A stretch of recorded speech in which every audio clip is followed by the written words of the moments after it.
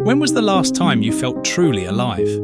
In this busy and stressful world, we often forget how to enjoy life and find true happiness. The Power of Fun: How to Feel Alive Again is a book that will change the way you view fun, not as mere entertainment, but as a path to a more meaningful and energized life. In this book, you will learn how real fun can awaken the soul, heal stress, and reconnect us with genuine happiness. Imagine being able to feel the passion for life that you may have lost in the midst of routine. Listen to our exclusive podcast that goes deeper into the power of fun and discover how you can feel alive again more easily than you ever imagined. Hello everyone, my name is August. Welcome to the Shift Perspective podcast. This time we are going to talk about a book called The Power of Fun: How to Feel Alive Again. A podcast that will change the way you look at fun, not just as entertainment, but as a way to live a more meaningful and energized life. Enjoy. Hope you find it useful. It's funny, we hear all the time how we, as adults, are supposed to have more fun. Like it's some magic solution. Right, but how? Like when you're swamped, it's not exactly helpful advice, is it? Exactly. And that's why this deep dive is so timely. You've had some really interesting things to say about this lately, and I think Catherine Price's book, The Power of Fun, actually offers some answers. We're going to dig into some key excerpts today. And, I have a feeling you're going to find them surprisingly relatable and useful. What's so great about Price's work is that she doesn't just throw out these vague platitudes, right? She gets into the science of fun, why it's so hard for so many of us, and what we can actually do about it. Okay, so let's back up for a sec.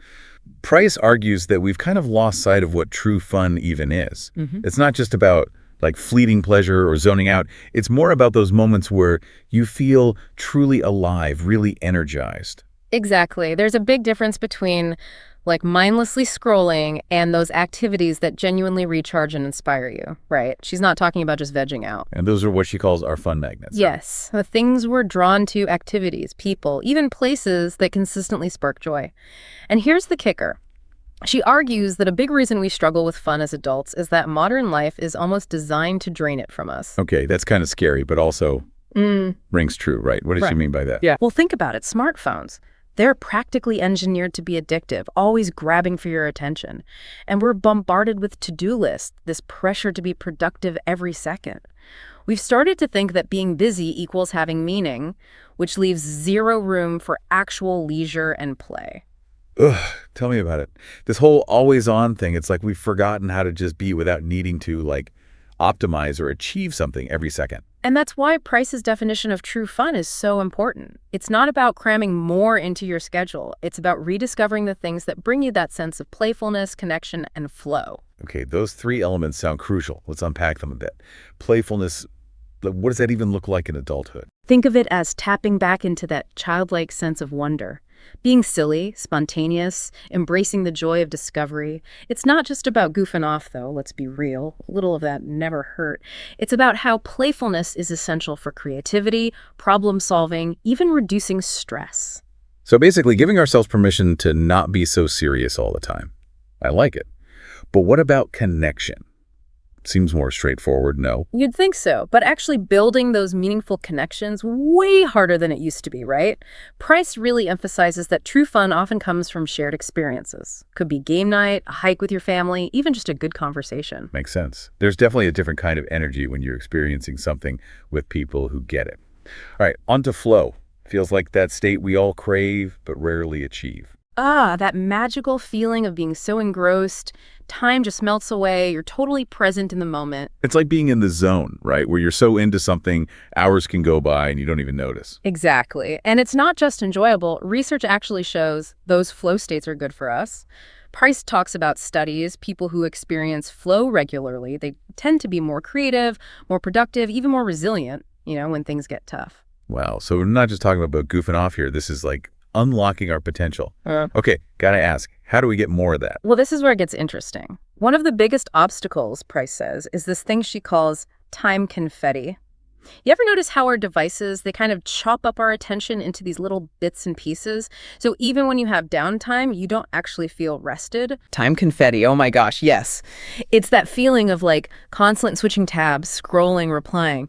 end of the day, sure, I technically relax, but my brain is fried. Exactly. And it's sneaky, right? Because your brain's like, ooh, I completed a task, even if the task was meaningless. So we get stuck in this loop of busyness that's not even real productivity. It's like we're trading those deep, immersive experiences that lead to flow, the real fun stuff, for just checking things off a digital list that never ends. Exactly. So how do we break free? It's not about just adding more stuff to your schedule. It's about changing your mindset, making space for fun in your life in all parts of it. I like that, yeah. Not about doing more, but being smarter about what we're already doing. Yeah. So where do we even start? Price talks about a fun audit.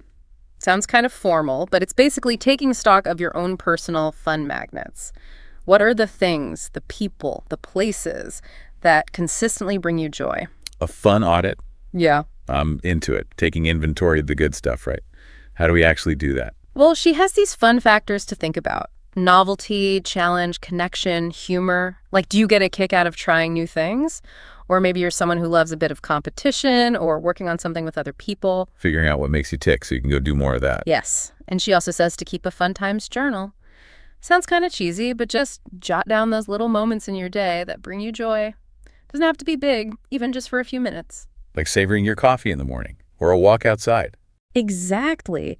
Those little microdoses of fun, they make a difference. And the more you pay attention, the more you'll notice them, those pockets of joy you might have missed before. So it's about awareness, knowing your fun magnets, and noticing those smaller moments. But what about when you're just wiped? Can you really cultivate fun when you're running on fumes? That's where Price's idea of fun as a muscle comes in. Like literally a muscle. Gotta exercise it. If you're neglecting it, no wonder it's hard to tap into when you need it. So even when you're feeling drained, make a little effort to do something that sparks a bit of joy. Yep. Could be listening to a favorite song, calling a friend, 5 minutes of something creative. Those little boosts, they remind you that joy is still there, even when life feels crazy. Okay, makes sense. But how do you actually make time for fun? I mean, we're all busy, right? Oh, she addresses that head on. One thing she suggests is actually scheduling it, like literally put it in your calendar. See, now that I struggle with, seems counterintuitive, like you're taking the spontaneity out of it. I get it. But honestly, if you don't do it, how often does it actually happen? When's the last time a spontaneous fun time just magically appeared in your schedule? Good point. Got to make space for it or it'll never happen. Right. And it doesn't have to be rigid, just a commitment to prioritize those things that bring you joy. A dance class every week, game night once a month, whatever works. Structure, but with room for spontaneity within that. Yes, finding that balance is key. Okay, I'm convinced. So we're identifying our fun, scheduling it in, noticing the little joys. What else helps us become more fun-loving people in general? This is where Price gets kind of rebellious, which I think you'll appreciate.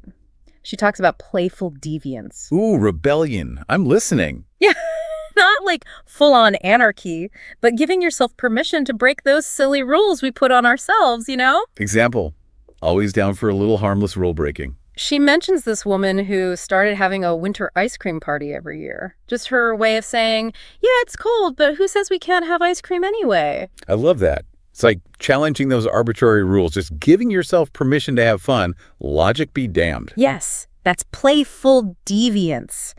Finding those little ways to break out of the routine, shake things up, remind yourself life doesn't have to be so serious all the time. It's like getting back to that childlike sense of wonder, trying new things, not being afraid to look silly. Exactly. That playful, adventurous spirit we tend to lose as we get older. Okay, I'm seeing how it all connects now. Find your fun magnets, make time for them, cultivate that fun mindset, and sprinkle in some rebellion for good measure. Exactly. And then, most importantly, you gotta keep at it. Price is big on this. Fun is a practice, not a destination. Like anything you want to be good at takes effort. Though, I have a feeling this is one practice I won't mind so much. Me neither. And remember, even small things, done consistently, they add up. What's one little booster shot of fun you can add to your week starting today? It's not about, like, booking a big vacation or waiting for this perfect moment. It's about finding those little sparks in your regular life. Right. And those little things, they add up more than you'd think. Price actually talks about this study, where people who made a point of being more playful, even in their everyday routines, they felt more energized, more optimistic, even when stuff got stressful. No way. So it's not just about being happy in the moment. It's like building up your ability to handle whatever life throws at you. Exactly. Those microdoses, they create this more positive, resilient baseline. It makes me think about something you were saying earlier about how modern life can kind of work against us having fun. And I'll admit, I'm all about efficiency, making the most of my time. So sometimes it feels like those two things clash, like being productive versus having fun. Oh, yeah, that's a common one. We think we got to earn fun, that it's frivolous or something. But what if, and this is going to sound kind of crazy, what if embracing fun actually makes us more productive? Now that would be a game changer. Okay, I'm listening. Well, think about it. When you're feeling playful, energized, you're more likely to tackle those challenges with, like, creativity and enthusiasm, thinking outside the box, coming up with new solutions. It can even be contagious, you know? So it's not just about feeling good, though there's nothing wrong with that. It's about, like, shifting into a different way of being, one that actually helps us do our best work in all areas of life. Exactly. It's essential, not just a nice to have, not an indulgence, but an investment in yourself, in your ability to deal with this crazy world we're living in. Okay, I'm sold. Yeah. So what does this mean for our listeners out there who are on board with this, but maybe they're like, okay, but how, W? Where do I start? First thing, got to give yourself permission. Fun is worthy. It's not selfish to prioritize your own joy. We deserve to have fun. Not something we got to earn or feel guilty about. Right. From there, it's those little steps we keep talking about. Figure out what your fun magnets are. Get them on the calendar, even if it's just a few minutes a day. And like we said, bring that playfulness into how you interact with people. Oh, and don't forget the playful deviance. That winter ice cream party, that's inspiring right there. For real. Shake things up, challenge the norm, remind yourself life's too short to be serious all the time. Get back to that sense of wonder we had as kids. And who knows, you might discover some hidden talents, passions, connections you never even knew were there. Now, wouldn't that be amazing? And isn't that kind of the point of this whole deep dive? Rediscovering that joyful, playful part of ourselves so life feels less like an obligation and more like, well, an adventure. Love it. So listeners, as you go about your week, challenge yourself. Approach things with a bit more curiosity, a bit more playfulness. Pay attention to those moments of joy, no matter how small. And don't be afraid to be a little rebellious along the way. You never know how those little acts might ripple out, bringing more fun, not just to your life, but to everyone around you. Beautifully said. And remember, it's a journey, not a finish line, right? So be kind to yourself, enjoy the process, and most importantly, have fun with it. Until next time, happy diving. Being comfortable with yourself is a simple way to be happy. Please comment in the comments section on what lessons you learned from reading this book.